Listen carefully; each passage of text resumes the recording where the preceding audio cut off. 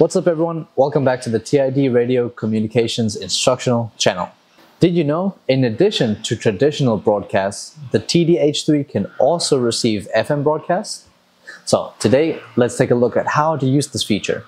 The TD-H3's FM frequency range is 76 to 108 MHz, so you can have the freedom to choose what you want to listen to. Activating this feature is easy. Just set the radio to frequency mode and then turn on the FM radio in menu 8. To stop listening, just repeat the same steps. The FM radio can also be used as a backup method in case of emergencies. If there is a problem with your radio channel, you can temporarily switch to the FM broadcast mode. This will ensure that you always have a way to transmit your information.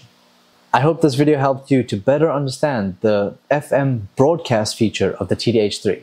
If it helped you out, leave us a like. If it didn't, leave us a comment. Tell us where it went wrong. Thanks for watching.